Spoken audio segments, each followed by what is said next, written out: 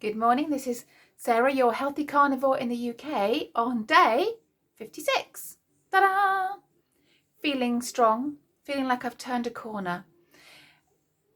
I don't know whether that just means I'm more fat adapted now, but I had some salmon at 5:30 last night and it's now, I don't know what the time is. It's gone past when I would normally have my breakfast and I'm not. It's about 11 a.m. maybe. 11 a.m. perhaps in the morning, and obviously the morning, and I'm not hungry, so I'm happy. I'm really happy. I'm hoping that a bit of fat adaptation is coming along. Full disclosure though, I did do a 14-hour dry fast overnight. I'm not going to be that channel that promotes long fasts. I'm not going to do some crazy things on here, but I did stop drinking at 5:30 last night and didn't have a drink until the 14-hour point this morning, which was 7:30 this morning. So I only just didn't drink overnight. So before you panic and say, oh, don't ever do that dry fast thing, I think it was really good for me to do that, and the net result of it is I don't even want breakfast this morning, but I am drinking again. Don't panic. My fluids and electrolytes are in check. I may consider doing that again on a weekend. I'm going to do the Dr. Boz method, okay? So I'm not going to be following these channels that are doing it for as many days as you can and see how long it takes before you die. I'm following the Dr. Boz method of never more than 24 hours, and she recommends doing a 12 to 16-hour dry fast, and most of that while you're asleep. It's pretty easy, really. It really wasn't difficult at all because I sleep so well. I didn't even know I was doing it. I'm going to be following her advice and doing a 12 to 16-hour dry fast once or twice a week in the hope that it gets me more fat adapted. It clears my body out, gives my body a rest and lets it do some healing. And hopefully with that, I may even lose £1 a month while I'm doing that. You never know. This video though is part 2 of I don't want to lose my body parts. I did do one, and before you say, why are you now repeating yourself? Well, I know there are other channels, not mentioning any names, that do repeat themselves quite a lot. Not saying who. This is part 2. I haven't watched the old one back. I can't remember when I did it, but it was just about, well, it was triggered by watching the Dave Mack channel, No Carb Life video, the one regarding the guy, I think his name's Ron. I really do apologise. I was supposed to look this up before doing the video and then I forgot. So apologies if I've got his name wrong, but it did hit hard. Many of his videos do hit hard. And it was the guy that, you know, had mismanaged diabetes and had both of his legs amputated and then had to have a kidney transplant, and all because of mismanaged diabetes. And that's not his fault. It's the messages he was following coming up from up above the tree. We talk about the tree, don't we? Of where all these mismessages and I don't want to have to edit this. I'm not going to edit this. I'm going to keep going. Mismanagement, mismessages from people up the tree, giving us wrong information and making us sicker. Don't want to be controversial, but he lost some body parts that were really serious. And I've already done a video about not wanting to lose my body parts because, as you know, my mum lost a lot of body parts. And this is where some of you may switch off because you have already heard this story. But if you've never heard my channel before, one of my biggest whys for doing the carnivore diet and taking care of my health and researching health and just wanting the best health I possibly can is because my mum had massive faith in doctors and pharmaceuticals and never ever did her own health research of any kind, and ended up passing away 2 years ago at 71 with lots of different body parts missing from her body. And as I was the eldest child and a very capable, well, strong-minded child, I ended up being her right-hand man and taking care of her during much of those things, taking over, looking after the house. She had a hysterectomy when I was 13 and I had to do all the dinners and look after everyone. And then, but even before that, in fact, in my last video, I did miss 2 things off. So this is a slightly updated and more thinking video. when we were very small children, I know she had a bit shaved off of her foot. She had something wrong with her foot and had to have a bit removed from her foot. And I must have been about 10. Then when I was 13, she had a hysterectomy, full hysterectomy, all womb, ovaries, fallopian tubes, the whole lot gone, ended up on medication for that. And then the next thing was the thyroid out. And that was when she was about 45, 46, mid 40s. So I've already missed that operation. So I'm hoping to always miss that operation because it was horrible. And then we get as far as, I can't remember what came first, the hip surgery or the bladder surgery. But around a similar time frame, there was bladder surgery where she ended up going into a private hospital and having a growth removed from her bladder. So she kept her bladder, but she had things removed from it. So more surgery for that.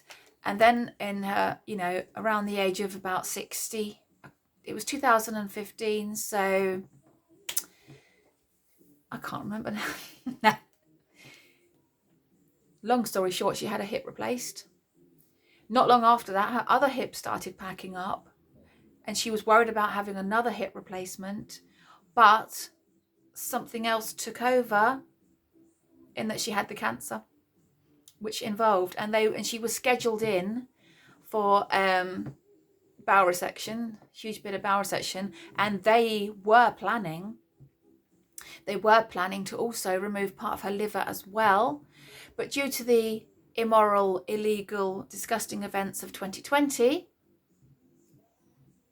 that got cancelled, and so she didn't make it as a result of that. I think I still think there's a high chance she wouldn't have made it. I'm realistic. I'm a realist. But when people talk to me about how they were in support of the LD in 2020, I always like to come back at them with things that went wrong as a result of the LD, and she did miss out on her liver surgery. So if that hadn't happened, if those events not happened, she would have also lost a part of her liver. And then if she was still alive now, she'd now be having her other hip replaced. So where are we with surgery on that? 1, 2, 3, 4, 5, 6, 7, 8 maybe surgeries to have bits removed and replaced. And I went through all of that with her, and the torture and the torment and the fear and the, having bits replaced is not fun. And so I know this is a bit of a depressing video, but when people ask me why I keep crawling my way back to Carnivore and doing it for as long as I can, is because the thought of not doing it terrifies me. The thought of having something wrong with me scares the crap out of me, because I've seen her go through so much pain and fear and worry and stress and disruption to her daily routine. But yeah, sadly, my mum totally and utterly, well, because the doctors had always been able to fix her in the past, she kept on thinking that they would keep on fixing her. And then in 2019, she hit a wall where it really looked like the doctors were not going to be able to fix her, and they didn't. And she ended up with massive kidney failure, total body organ failure, and death at 71. And now this is obviously a depressing video, and I apologise, though I did warn you at the beginning it would go this way. You did have the chance to bail out before you got to this bit. But with me watching her, whilst also having a beady keen eye on the carnivore community who are fixing things, I'm thinking, with any luck, fingers crossed, I'm going to get to keep all my body parts for a really long time. That's what this video is about. So day 56, very strict, haven't eaten yet today. I think it was the dry fast overnight that's made me able to not eat yet today. And I'm not doing it deliberately. As soon as I feel hungry or I feel a need to eat, I will. I am no longer a believer of forced fasting. I'm a believer of doing what feels okay in the moment to you. If it feels comfortable to do so, maybe do a little bit of it. That's my channel. I'm not going to be the one saying, well, I don't know, maybe in a massive distance I may pull a 2-day dry fast. I don't know. But I'm not your doctor. I'm not any doctor, I'm not a scientist, I'm not anyone's scientist. I'm just some female in the UK who's trying to have perfect health by whatever means possible. And if I can find enough compelling evidence to not eat or drink for 16 hours, and there could be some massive benefits to it and no real downsides, I'm going to try it. Because I will do whatever it takes to keep my body parts. I will do whatever it takes to be the perfect body weight in time, and to never ever go on medications ever. Yes, that's a little bit about me. So that's my day 56 update. I'm not going to be the one that recommends dry fasting. I'm always going to put you in touch with other channels that I trust. I do trust Dr. Boz, so I'm going to say, you know, if you feel like you want to try a 12-hour overnight dry fast or a 14-hour overnight dry fast, go to someone else's video and don't blame me for what happens. But I feel amazing this morning. So not drinking from 5:30 in the evening to 7:30 in the morning has clearly done me wonders, because I feel fantastic. I'm bouncing around. I am really alive this morning. I was actually more alive and bouncy this morning than on the other mornings when I was drinking overnight. So just saying, but full disclosure, get medical advice before doing anything like that. I'm not recommending it to anyone. In fact, I'm saying I don't recommend. I do not recommend. If you heard that strange noise, that was my tall child blowing his nose. He is going to university. Scary times coming up again. But, yeah, don't recommend anything I've just said. Don't promote anything I've just said. And if I do any other videos discussing small amounts or slightly medium amounts of dry fasting, I won't be recommending it or promoting it in any way. In fact, I probably won't even put it in the thumbnail, because I don't want this to be a clickbait channel about fasting, because it's not something I'm massively in agreement of. But if it helps my body get fat adapted a little bit quicker, if it makes me feel good and I feel comfortable doing it, I will experiment. I've always been a bit of an experimenter, as you know. Never been scared of an experiment. I'm very in touch with my body. I listen to it constantly. So there you go. I've waffled enough about that. So this video it's day 56. The sun's out. I'm going out in the garden. Please, please, please enjoy the day. If you've got some sun, go and get it if you can.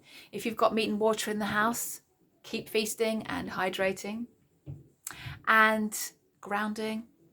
And if you need an epiphany, pop in the shower. That's where the best epiphanies happen. And I will see you tomorrow on day 57. Take care, guys. Bye.